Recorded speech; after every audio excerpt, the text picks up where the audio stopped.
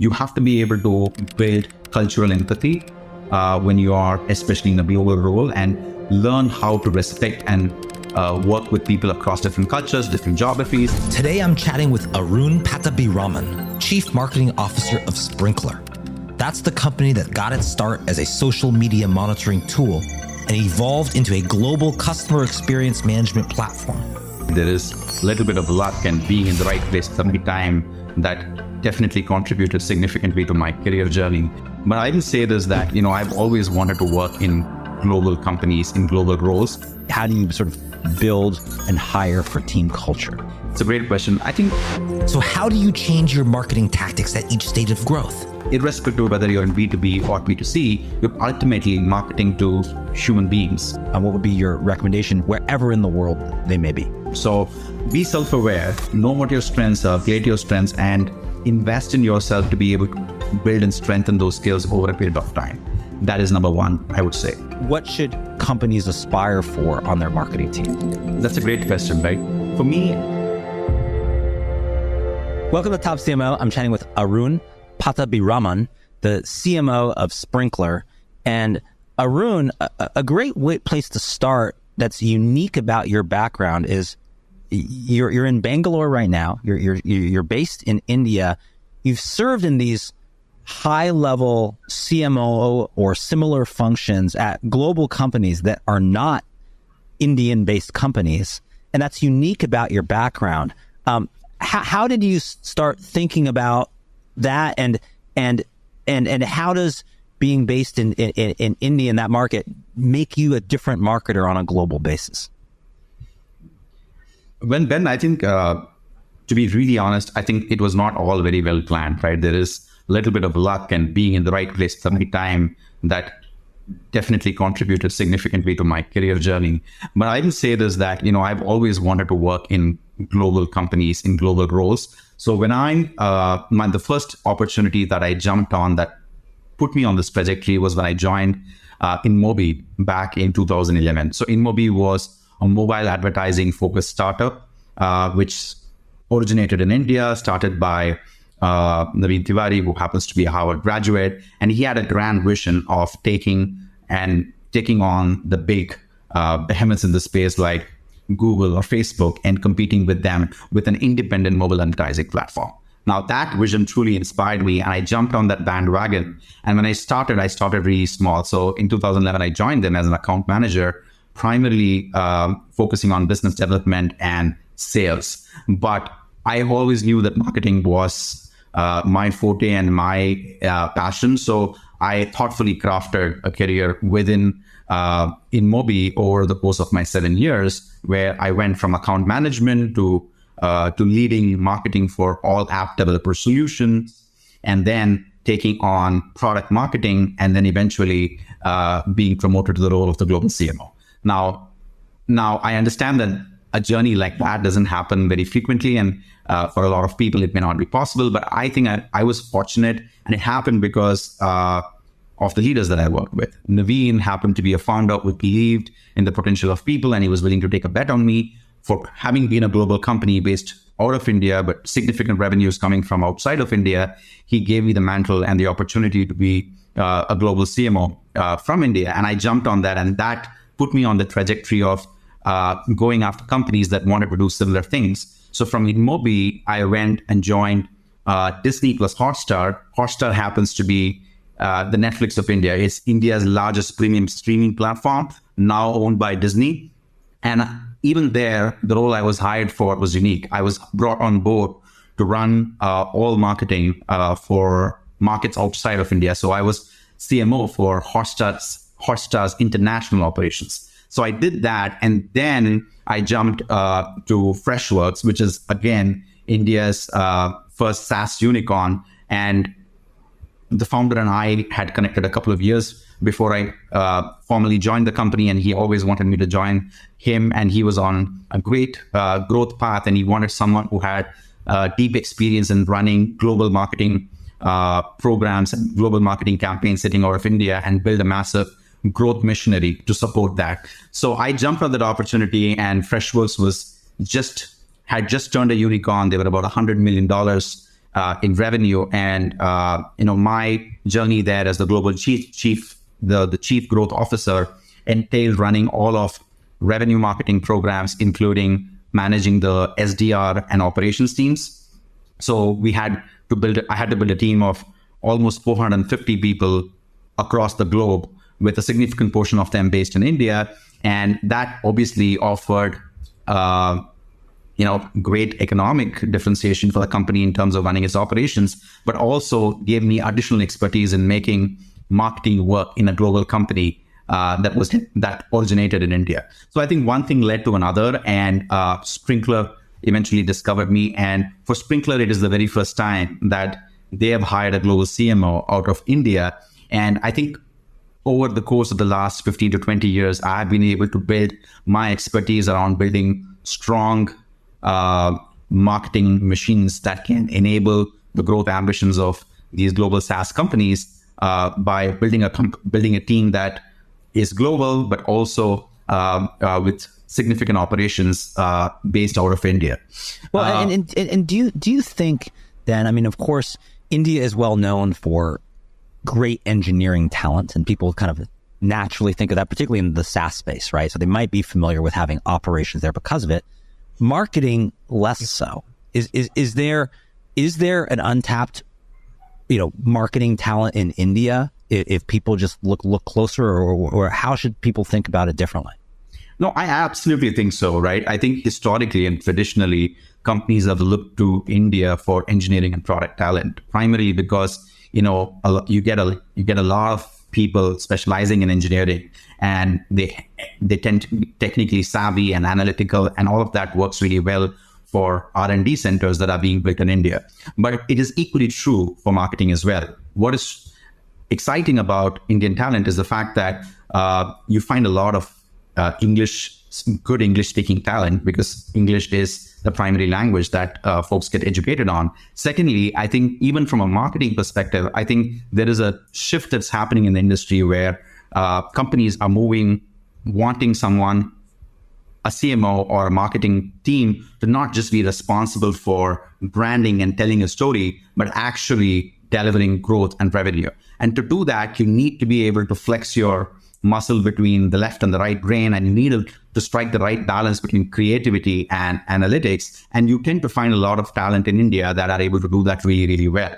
And I think because of that, and the fact that over the last decade or so, there are a ton of technology-based startups that have originated in India, but have gone global and even listed publicly in NASDAQ or NYSE. There is now a significant pool of talent that a lot of global companies can, should, and are beginning to tap into, right, to run go-to-market. So Indian talent is now not just about technology and engineering, but you're increasingly finding go-to-market talent across sales, marketing, and even customer success operations that a lot of companies are looking to India to build their teams for. And as you're building teams and you're working with teams that might be located around the world, but for instance, right now for Sprinklr, I mean, your primary markets are the Americas. You're focused on US. You are focused on Europe. In working globally and building strong teams and teams that are high performing and that have a high degree of trust, have you noticed cultural differences that you just have to get through or get behind it? You just notice that become obstacles or blockers, and no one even realizes it. And yes, we're all, maybe you're working in English, but we're speaking different languages based on that cultural context. No, absolutely. I think building trust is absolutely critical in a function like marketing, especially if you look at the B2B marketing discipline, it's not just one team that drives B2B marketing. There is an entire discipline that has exploded around B2B SaaS marketing, ranging from branding, PR and communications, to performance marketing, content marketing, digital marketing, partner marketing, field marketing, customer marketing, and so on and so forth. And oftentimes when I build teams, I'm always looking to strike the right balance between which geography offers the best talent for what kind of skill. Right. So it is true that historically and even today, you will find a lot of great brand marketers and storytellers and communication specialists in the US. Right.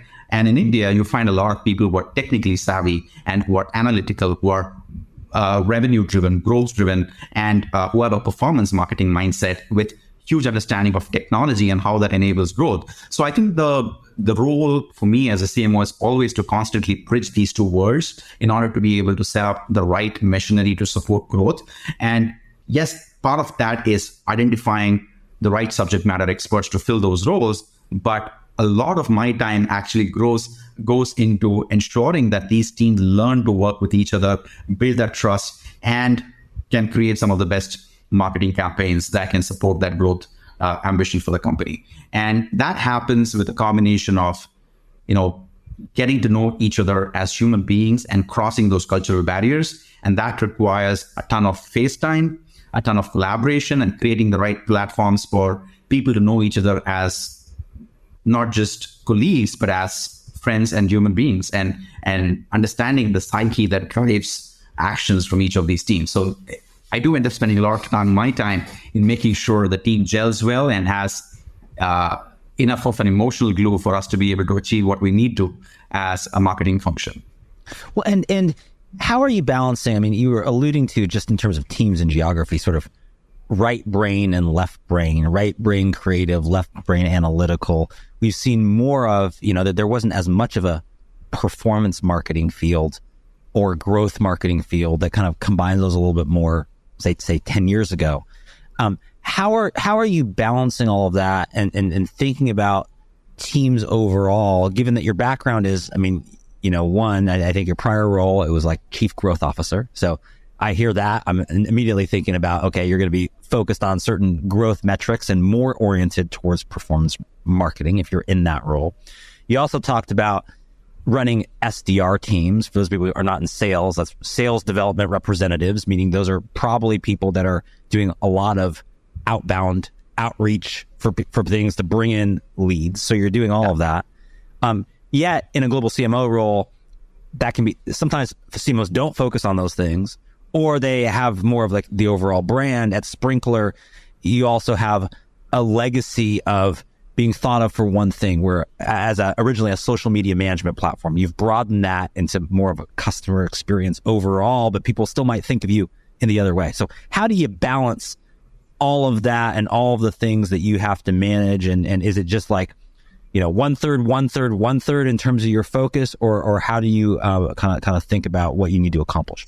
I think it all starts with understanding what does the company really need from the CMO. And that's where a lot of companies struggle and a lot of CMOs struggle, because oftentimes if you speak to founders and startup CEOs and ask them, hey, what kind of a CMO would you need? And you get very, very different answers, even from the same individual at different points in time, right? And more recently, you get to hear, oh, we need a full stack CMO. And by that, they mean they need someone who can do great brand marketing, who can also do great growth marketing, and who can also drive pipeline and run SDRs and do all of that.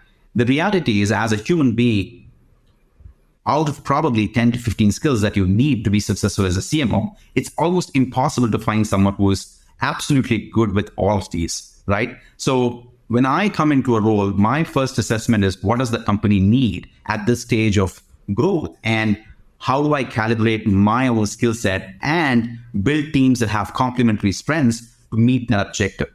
Now, if you look at, and when I think of the journey that a marketing function goes through, or what kind of marketing does a company need as they go from seed to scale to public listing and beyond, I think of like 4 or 5 stages. The first one, when you're just starting the company, I call that the growth hustle stage. You have a really, really small marketing team, maybe 3 or 4 people who are working extremely closely with a product team who are broadly generalists, looking to dabble with everything in marketing across content to brand to digital, etc., with the primary focus of driving customer acquisition, right? And with the primary goal of ascertaining product market fit. So that is a very, very small, nimble team of generalists who are doing that. But as the company grows and you start seeing some kind of product market fit and you start seeing early signs of growth, you get into the zone of, okay, defining who you are, what your product is about, what your value proposition is, and what your distinction is. So you move from like customer acquisition focused marketing to more of a product marketing mindset where you're trying to figure out what's the right go-to-market strategy and what's the optimal positioning for you to pursue to be successful to get you to the next stage of growth. But once you go beyond that stage and let's say you do that, you want to accelerate growth, right? And that's when you start scaling and specializing. And that's the third phase that I think. So if you've got your product market fit right, if you've got your positioning and messaging right that can drive success for you in that market segment, the next thing you do is, okay, how do I create a repeatable, scalable playbook that can accelerate growth for the company? And that's when you start specializing your teams. So you move from hiring generalists to actually building a team of super specialists across all of these functions that I just spoke about, especially in a B2B context, be it growth marketing, digital, field, partner, and so on and so forth. And once you establish that team, you orchestrate well-aligned, cohesive go-to-market strategies and learn what is it that works for the company to be able to drive repeatable, scalable growth. And that's typically the time when a company is go from, say, $100 million to $500 million and beyond. Now, beyond that stage, typically companies want an exit. They typically go through a public listing or they get acquired by a larger company, whatever. Let's say they continue their journey as a public company. Then once you have a repeatable playbook, you start realizing the value of branding and brand marketing at that point in time, because when you get into a market that's highly commoditized with very few differentiated offerings, the strength of the brand is what begins to drive additional incremental growth for the company. So at that point in time, you're beginning to focus on, okay, who are we as a brand? What is the differentiation between us and our competitors? And what is that intangible value that our customers and prospects get by signing up for us versus someone else? So as you can see, the nature of marketing, the goal of marketing, and the type of people that you need in your team to deliver that goal vastly differs depending on which stage of growth you are in. And once, say, you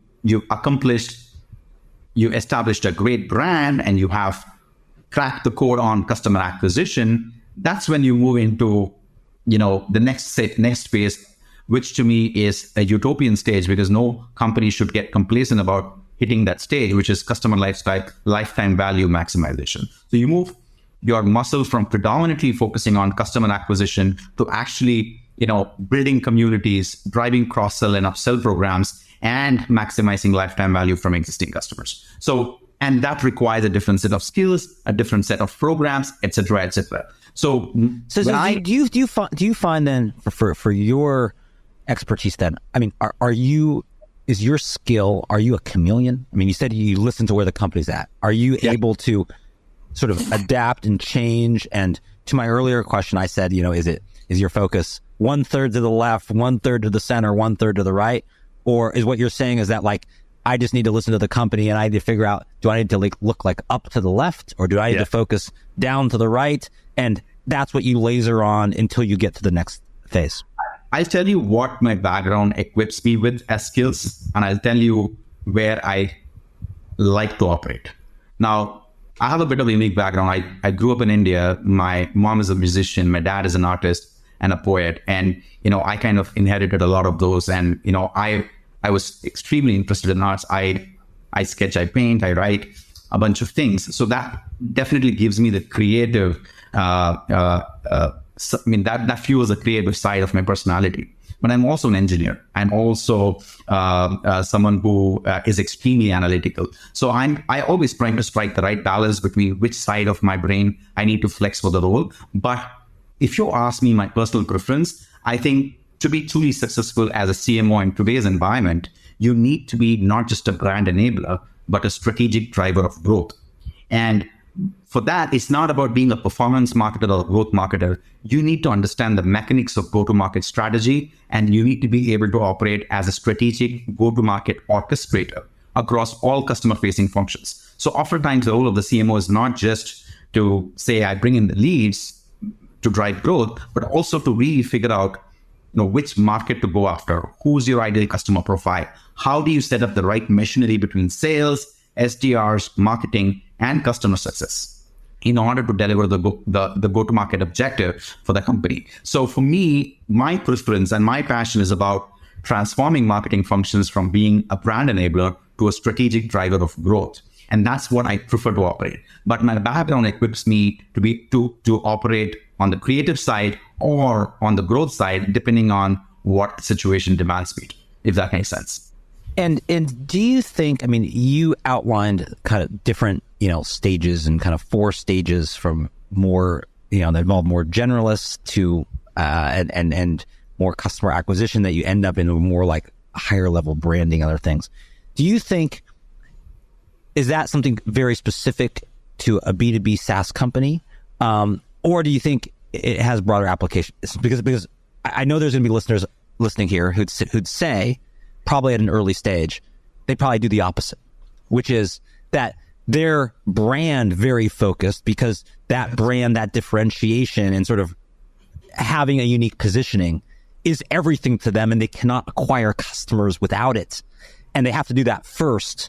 And then other things flow from that as they try to scale. So do you think that's or do you think more people ought to think about it in this way and say, hey, even if you are a consumer SaaS software company, or you're just a consumer company, you got to get these things like product market fit and customer acquisition right, and wait on brand. What do you think is true? Because I know some people would push back on that. You raise a very valid point, and I have worked across both B2B and B2C brands. And if you look at my background in Airtel was a B2C brand.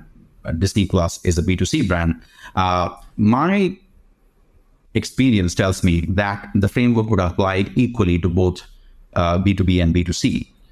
One, because even in B2C, if you don't have initial validation of your product market fit, there's no point in investing on brand. And sometimes an understanding of where your product market fit is what guides your thinking on who you are as a brand, right? So jumping the gun on building a great brand with pretty logos and pretty websites and cool campaigns and creatives often goes against the grain of what are you building and for whom, and whether what you've built really works for that end consumer that you're targeting. So for me, I personally feel that you can equally apply this framework to both B2B and B2C. And I also think that irrespective of whether you're in B2B or B2C, you're ultimately marketing to human beings, right? Some of them happen to be decision makers for purchasing tools inside companies, and some of them happen to be, just buying your products and consuming them directly off the shelf. But unless you're able to appeal to the end audience and treat them as humans and humanize the experience either through your campaigns or your interactions, I think any other strategy is going to fall flat. So for me, I have successfully applied the same framework in both B2B and B2C contexts. And I also think ultimately the lines between B2B and B2C are blurring, especially with the consumerization of internet and the consumerization of SaaS. Because if you really look at it, people are getting on SaaS platforms which are $10 per month, which is akin to a Netflix subscription. So it is high velocity, high volume, easy access to products. So I think these philosophies and approaches can equally apply to both B2B and B2C. Now, of course, yeah, go ahead. Oh, I was going to say, one other question I'm curious about on just these kind of stages is, I see on the shelf, the bookshelf behind you, you have a book there. You have a number of business books. I also understand you read books by yogis and other things like that. So it's not all business with you. But I do see a book on there on the shelf called Scaling Up. And Scaling Up deals with the different stages of growth. It's based on something that's based on this notion of sort of the Rockefeller habits, which are these kind of 10 essential traits that companies have to grow, that were kind of more applied into a framework. But one of the things about scaling up and thinking about that is that you have to have measurement, and accountability is different from responsibility. And this notion that, and marketing teams, if you and me are both accountable for something, no one's accountable, because no one knows that the buck stops with them. So how do you think about those stages? And actually building the teams, not just the focus of it of specialization, but how do you think about organizing teams to excel and get you to the next stage by having the right accountability on the team and in structuring it the right way? I think, the first thing is understanding what is the North Star metric that you're chasing, or what is that North Star metric that as a marketing function, you're taking accountability for. And that varies, like I said, based on the stage of the company, right? In early stage companies, when you're just building the product, maybe you're just helping the product teams a certain product market fit, getting to a minimum viable product, identifying those beta customers, blah, blah, blah. But as you get to a real scale, right, you, depending on the type of company and whether you're a large enterprise focused company or SMB and mid-market focused company with a pretty large inbound motion, you have to understand what is that one metric that you can definitively influence and impact, and how does that align to the growth process for the company. So, and I think for a lot of B2B marketers, they live and die by pipeline. And oftentimes when they think of pipeline, they think of marketing source pipeline.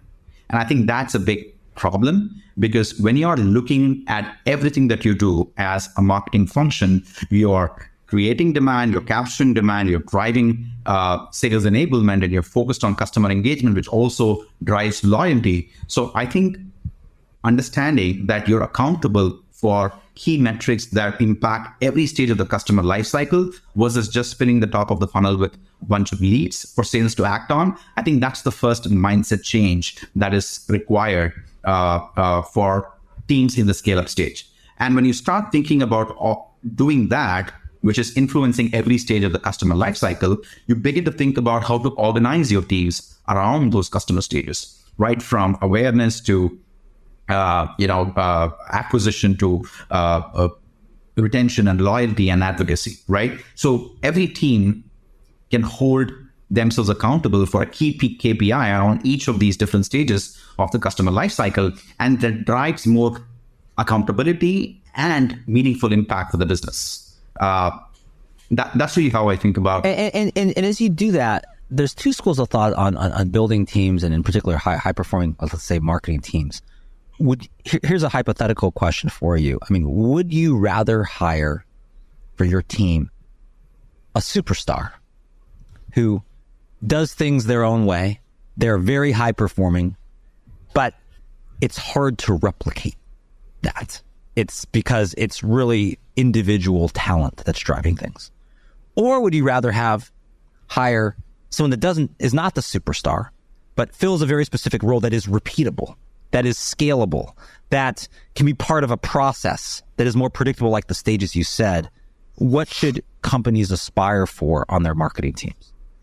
That's a great question, right? For me, I mean, if I were to distill my own leadership style, right, I often say that my style of leadership is to think of my team not as my army of soldiers, but my council of ministers, right?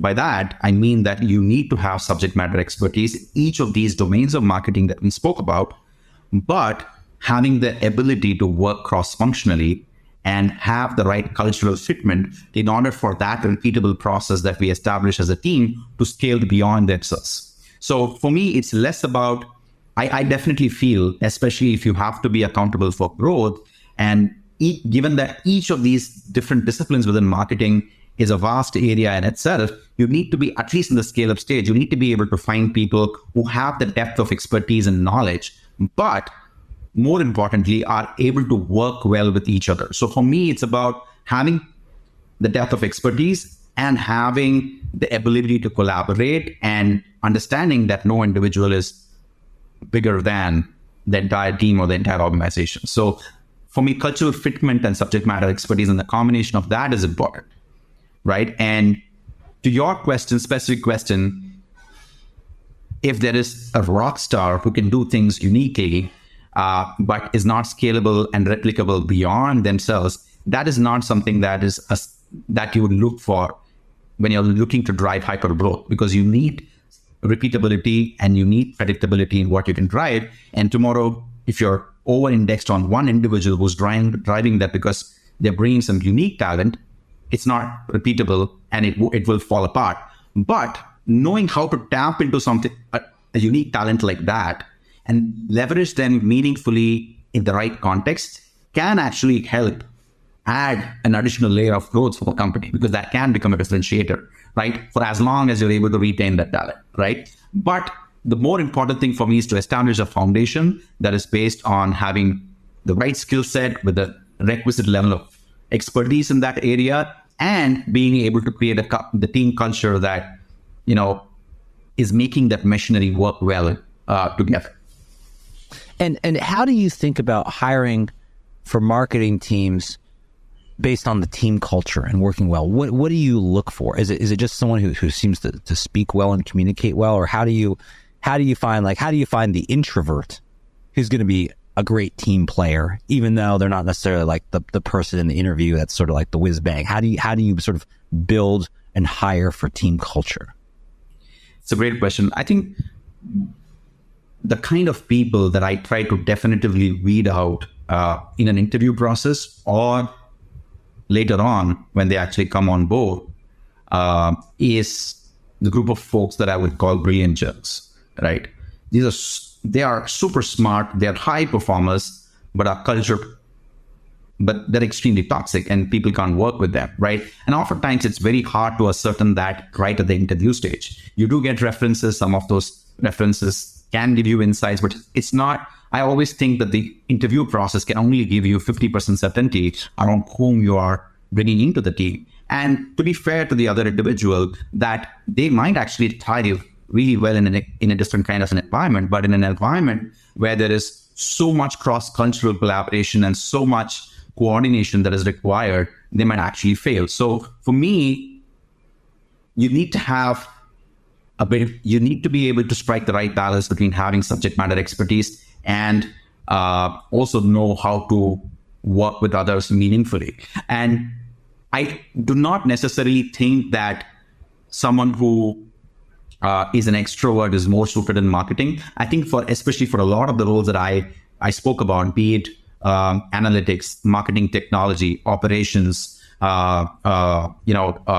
performance marketing, you actually need people who work like engineers, who can actually go deep and find some mind space and deliver on their goals and go deep into the space, need not necessarily have to always be talking in large forums. And we have to be able to create a safe space for different kinds of people to be able to come together and create a diverse team. Diversity matters a lot in creating the right environment. But I think what is important to have as a leader is clarity around the non-negotiables.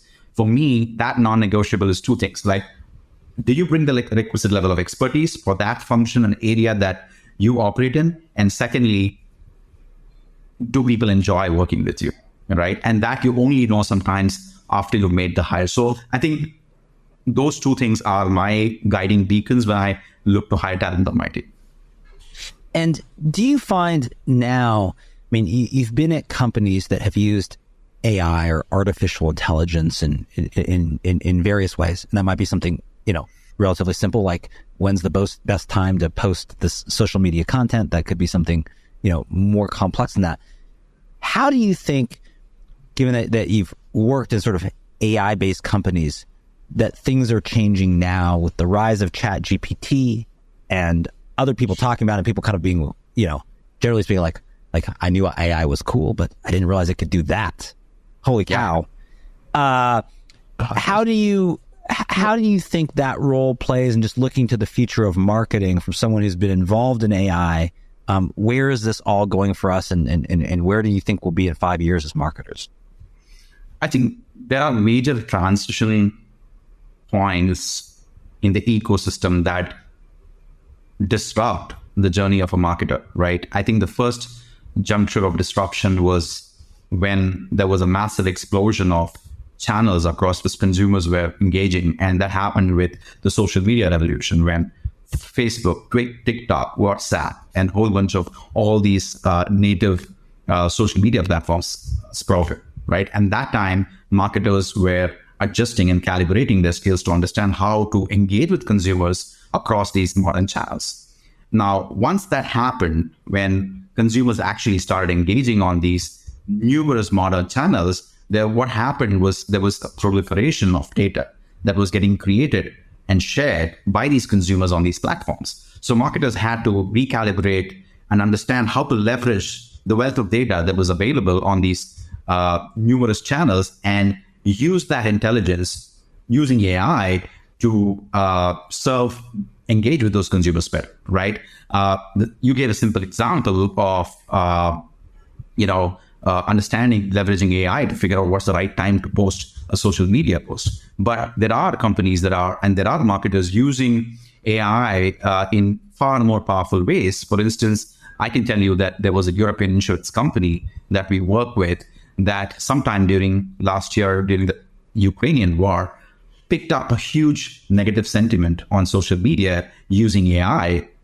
And suddenly, in a matter of 24 hours, there was huge negative chatter happening about their brand. And they got an early alert about that using the Sprinklr platform. And what they discovered in that process was that the chatter was largely about their brand logo resembling the Russian army, right? And that was possible because the AI platform was able to use image recognition to kind of figure out that this was what was causing the negative chatter. And quickly the brand turned around, and within 24 hours, they executed a complete rebranding strategy and changed their logo. And then they had to bring things back on track. So from learning how to engage with consumers on modern channels to being able to leverage AI and data that is getting created on all of these platforms, we are now moving into a new era where AI is helping marketers do their job, right? And that means that AI can potentially, with ChatGPT, help marketers become far more productive in trying to crunch the time to market and come up with campaigns, be it content for social media or, content for website pages and whatnot. Now, what this also forces is, one, obviously, there is a huge opportunity for productivity in marketing to go up by leveraging these new tools and AI, but also marketers need to step back and think about what's that unique skill that they need to build as they embrace this disruption that is shaping the market, right? So there is a lot of chatter happening about, can AI really be as creative as human beings? Are we losing the human touch, etc.? So I think the next generation of marketers are going to be marketers who build their strengths around learning how to leverage AI to do their work and to market and engage with consumers. I think that's the phase that we are moving in, and I feel that's a welcome change, because you do want to ensure that you leverage technology to be able to use it to a brand's advantage to get to market faster and to do things more productively and more creatively. At the same time, it also allows the marketer to take a step back and build real skills around leveraging these tools and platforms to become better marketers.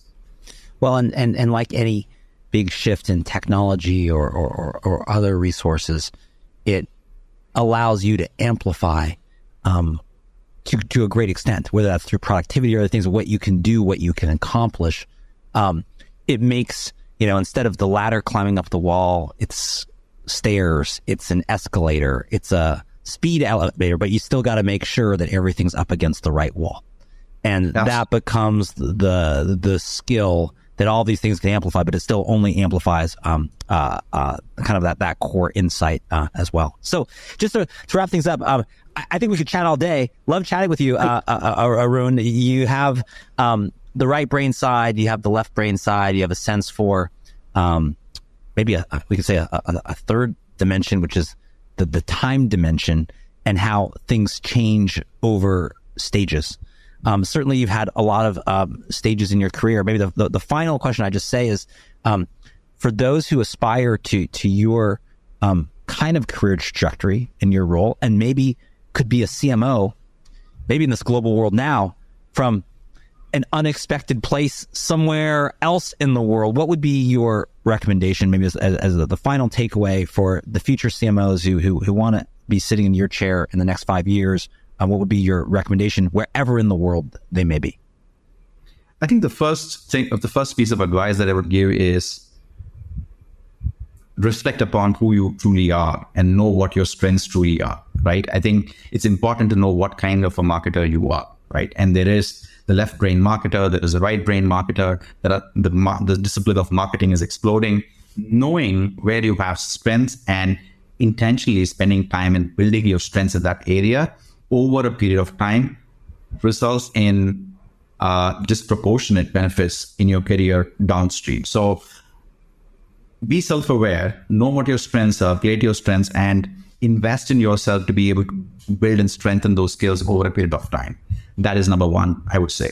The second thing I would say is stay on top of what's changing in the market, right? Today it's ChatGPT, tomorrow it will be something else. Now, as a marketer, if you're not able to understand what shifts are shaping marketing and how that would have an impact on the way you would run your marketing and engage with your audience, you're not going to be in a good position 5 years down the line. So always staying on top of trends. And the third I would say is more from a personal standpoint, stay grounded and stay humble, right? I think in marketing, oftentimes, because you have to collaborate across different geographies, different kinds of people, you have to be able to build cultural empathy when you are, especially in a global role, and learn how to respect and work with people across different cultures, different geographies. And I think that's an invaluable skill that is required as you actually grow in your career. And personally, for me, that's something that I have a lot of learnings over the last 5-10 years or 15 years of my career. So those are the three things I would say that could potentially, and the last one is probably just hope that you're lucky, because I had a ton of that in life.